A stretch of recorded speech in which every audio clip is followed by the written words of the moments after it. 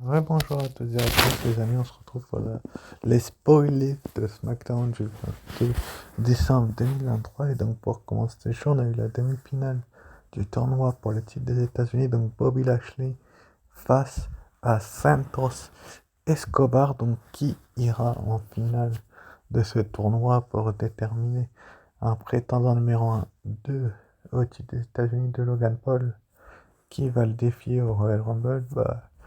C'est compliqué à dire, étant donné que j'ai pas vu le match, il a été bien, pas bien, etc., etc. Mais je vous ferai mon analyse de cette vidéo dans l'espace commentaire la semaine prochaine, lorsque la vidéo aura eu lieu. Donc, c'est juste despoiler, donc pour vous dire tout simplement que le lutteur qui s'est qualifié tout simplement pour la finale de ce tournoi, pour devenir donc champion des États-Unis, enfin challenger pendant au titre des États-Unis, pas champion des États-Unis. C'est c'est finalement le catcheur mexicain, c'est-à-dire Santos Escobar qui s'est. Juste après, on a eu donc Dragon Lee pour le titre nord-américain face à Butch, donc Butch qui est un catcheur pas qui démérite pas du tout lorsqu'il combat, et Santos et Dragon Lee non plus. Donc Dragon Lee qui est champion américain depuis NXT Deadline, le dernier Premium Live Event de cette année. Donc c'était quand même assez intéressant de voir Dragon Lee se retrouver face à un catcheur comme Butch, même si bien évidemment que Butch est un catcheur qui démérite pas du tout, mais bon, c'est comme ça, c'est la WWE. Donc on va bien voir ce qui va se passer dans les prochaines semaines entre ces deux-là s'ils se raffrontent. Mais bon, Dragon Lee a récupéré le titre il y a peu, donc ça paraissait logique en fait que Dragon Lee soit sur les devants de la scène,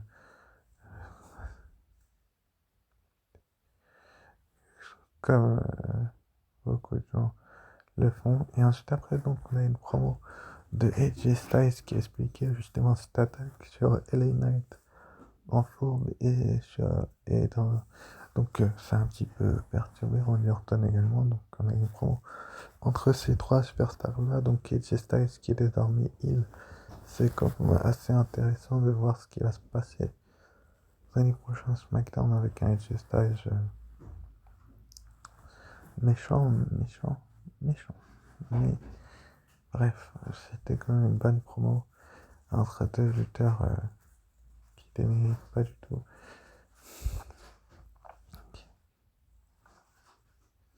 Qui déméritent pas du tout et qui sont sur les devants de la scène. Donc ça reste à voir ce qui va se passer. Dans les prochaines semaines, on a donc appris qu'on aurait un triple menace entre Randy Orton, LA Knight et AJ Styles, donc le 5 janvier prochain, donc à SmackDown New Year's Revolution, annoncé par Nick Aldis. Donc ça va être quand même assez intéressant de savoir qui va défier Roman Reigns au Royal Rumble. Et donc on a eu ensuite le Holiday avec 8 Women Tag Team Match, donc l'équipe de Bianca Belair contre celle de Bayley, donc Bianca Belair, Shotzi, Zelina Vega et Michin contre Asuka, Io Sky, Kairi et Bayley. Donc une rencontre que, qui a été là aussi plutôt bien construite par la WWE et où tout simplement l'équipe de Bianca Belair a gagné. Apparemment c'est ce qui s'est passé. Je sais pas qui a fait le pin, si c'est Bianca Belair ou quoi que ce soit. Mais ce qui est certain, c'est que Bianca Belair va sans doute avoir sa chance au titre. Elle vient de battre le quatuor des quatre, donc Yosuke, Kirisan, Asuka et Bayley. Kirisan qui s'est fait attaquer durant ce match par Alpha Fire et Ayla Dawn. Donc on se demande pourquoi ils l'ont attaqué, mais je pense que la WWE savait très bien ce qu'elle faisait. Donc c'est à voir dans les prochaines semaines ce que la WWE va nous faire, mais l'équipe de Bianca Belair a gagné. Juste après, donc, on a eu l'autre demi-finale du tournoi pour le titre des États-Unis. Carmelo Hayes face à Kevin Owens, donc le prize fighter Kevin Owens contre Carmelo Hayes, qui défiera Santos Escobar en finale du tournoi pour le titre des États-Unis. Carmelo Hayes étant un catcheur de la NXT, c'était prévisible qu'il soit que pour ces deux enregistrements-là, étant donné qu'il va retourner à NXT par la suite. C'était juste une petite piche pour le roster principal qu'il faisait. Je pense qu'il débutera un petit peu plus tard par la suite, donc on va bien voir ce que la WWE va faire, mais bon, Kevin Owens gagne cette rencontre et donc rejoint Santos Escobar en finale du tournoi pour déterminer un challenger au titre des États-Unis de Logan Paul. Est-ce que ça sera lui ou Escobar contre Logan Paul au Royal Rumble? Je pense que ça sera plutôt lui.